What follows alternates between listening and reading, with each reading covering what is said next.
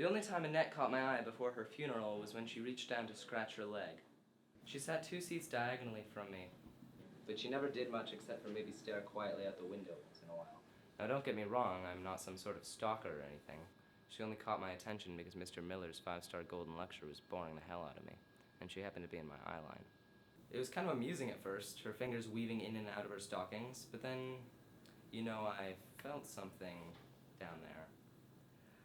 Now, I'm not a kinky fellow, but simple amusement turned into an absolute arousal. The simple knitting patterns she was doing to her legs became a Las Vegas strip show. Her fingers were can-can dancers dressed in only a thin nail, and her white stockings became a stage covered in tulips. Even after a few minutes, I was still in trance, and she was only scratching faster. What affliction did she have that gave her and me such a vigorous itch? And where could I buy it in bulk? When she finally drew blood, velvet confetti began raining on our Las Vegas stage. You'd think by the point where she started bleeding profusely, I'd realized I shouldn't be attracted to a girl scratching her leg. But no, the experience only intensified. We went from skin to muscle without a single wince. By the time she was halfway through her femur, I realized my dancers were being obscured by Annette's hair. I looked up irritated. And could you guess what I saw?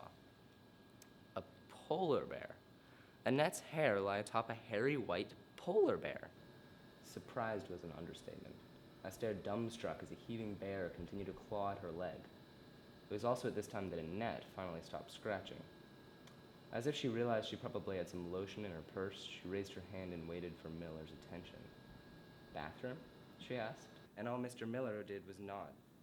Holy shit, how could he not notice the pool of blood amassing beneath her?